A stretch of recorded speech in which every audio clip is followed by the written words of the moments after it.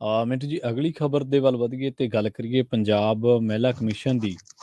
ਇਹਨੇ ਵੀ ਕੇਂਦਰ ਨੂੰ ਮਤਾ ਕੋਈ ਪ੍ਰਸਤਾਵ ਭੇਜਣਾ ਸੀ, ਉਹਦੇ ਵਿੱਚ ਨਾਕਾਮ ਰਿਹਾ ਇਹ ਕਮਿਸ਼ਨ। ਦੇਖੋ ਗੱਲ ਕੀ ਹੈ ਕਿ ਇਹ ਸਾਰੇ ਜਿਹੜੀ ਅਫਸਰਸ਼ਾਹੀ ਹੈ ਇਸ ਵੇਲੇ ਇੱਥੇ ਪਰਫਾਰਮੈਂਸ ਦੇਖੋਗੇ ਤੁਸੀਂ ਤਾਂ ਬੜੀ ਇੱਕ ਤਰ੍ਹਾਂ ਨਾਲ ਕਹਿ ਲਓ ਕਿ ਜੀਬੋ ਗਰੀਬ ਜੀ ਹੈ।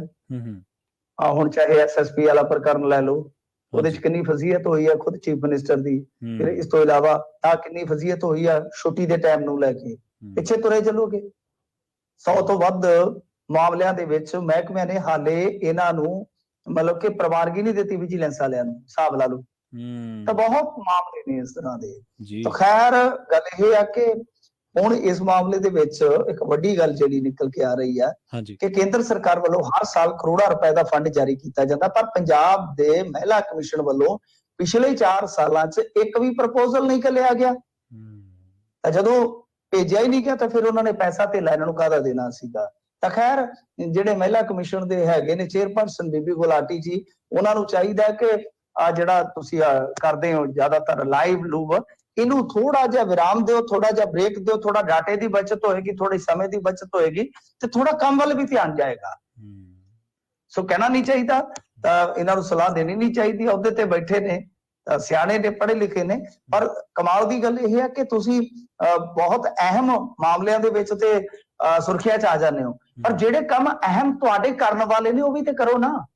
ਉਹ ਕਿਨ ਕਰਨੇ ਨੇ?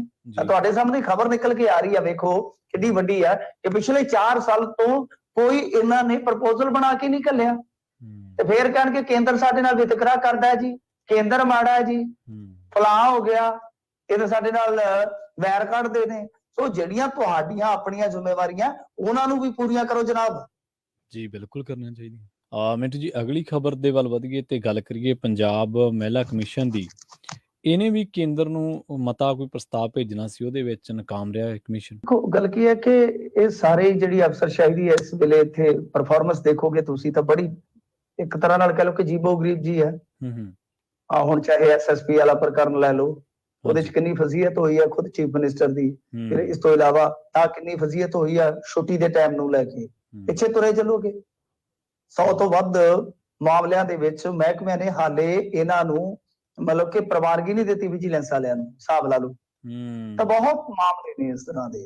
ਤਾਂ ਖੈਰ ਗੱਲ ਇਹ ਆ ਕਿ ਹੁਣ ਇਸ ਮਾਮਲੇ ਦੇ ਵਿੱਚ ਇੱਕ ਵੱਡੀ ਗੱਲ ਜਿਹੜੀ ਨਿਕਲ ਕੇ ਆ ਰਹੀ ਹੈ ਕਿ ਕੇਂਦਰ ਸਰਕਾਰ ਵੱਲੋਂ ਹਰ ਸਾਲ ਕਰੋੜਾਂ ਰੁਪਏ ਦਾ ਫੰਡ ਜਾਰੀ ਕੀਤਾ ਜਾਂਦਾ, ਪਰ ਪੰਜਾਬ ਦੇ ਮਹਿਲਾ ਕਮਿਸ਼ਨ ਵੱਲੋਂ ਪਿਛਲੇ 4 ਸਾਲਾਂ 'ਚ ਇੱਕ ਵੀ ਪ੍ਰਪੋਜ਼ਲ ਨਹੀਂ ਘੱਲਿਆ ਗਿਆ।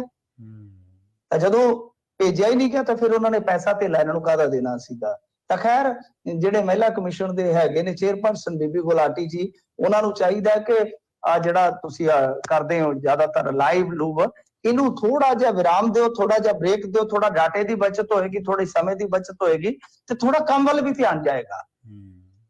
ਸੋ ਕਹਿਣਾ ਨਹੀਂ ਚਾਹੀਦਾ, ਤਾਂ ਇਹਨਾਂ ਨੂੰ ਸਲਾਹ ਦੇਣੀ ਨਹੀਂ ਚਾਹੀਦੀ। ਉਹਦੇ ਤੇ ਬੈਠੇ ਨੇ, ਸਿਆਣੇ ਨੇ, ਪੜ੍ਹੇ ਲਿਖੇ ਨੇ, ਪਰ ਕਮਾਲ ਦੀ ਗੱਲ ਇਹ ਹੈ ਕਿ ਤੁਸੀਂ ਬਹੁਤ ਅਹਿਮ ਮਾਮਲਿਆਂ ਦੇ ਵਿੱਚ ਤੇ ਸੁਰਖੀਆਂ 'ਚ ਆ ਜਾਂਦੇ ਹੋ, ਪਰ ਜਿਹੜੇ ਕੰਮ ਅਹਿਮ ਤੁਹਾਡੇ ਕਰਨ ਵਾਲੇ ਨੇ ਉਹ ਵੀ ਤੇ ਕਰੋ ਨਾ। ਉਹ ਕਿਨ ਕਰਨੇ ਨੇ? ਤੁਹਾਡੇ ਸਾਹਮਣੇ ਖਬਰ ਨਿਕਲ ਕੇ ਆ ਰਹੀ ਹੈ, ਵੇਖੋ ਕਿੰਨੀ ਵੱਡੀ ਹੈ ਕਿ ਪਿਛਲੇ 4 ਸਾਲ ਤੋਂ ਕੋਈ ਇਹਨਾਂ ਨੇ ਪ੍ਰਪੋਜ਼ਲ ਬਣਾ ਕੇ ਨਹੀਂ ਘੱਲਿਆ। ਤੇ ਫੇਰ ਕਹਿਣਗੇ ਕੇਂਦਰ ਸਾਡੇ ਨਾਲ ਵਿਤਕਰਾ ਕਰਦਾ ਹੈ ਜੀ, ਕੇਂਦਰ ਮਾੜਾ ਹੈ ਜੀ, ਫਲਾਹ ਹੋ ਗਿਆ, ਇਹ ਤਾਂ ਸਾਡੇ ਨਾਲ ਵੈਰ ਕੱਢਦੇ ਨੇ। ਸੋ ਜਿਹੜੀਆਂ ਤੁਹਾਡੀਆਂ ਆਪਣੀਆਂ ਜ਼ਿੰਮੇਵਾਰੀਆਂ ਉਹਨਾਂ ਨੂੰ ਵੀ ਪੂਰੀਆਂ ਕਰੋ ਜਨਾਬ। ਜੀ ਬਿਲਕੁਲ ਕਰਨਾ ਚਾਹੀਦਾ।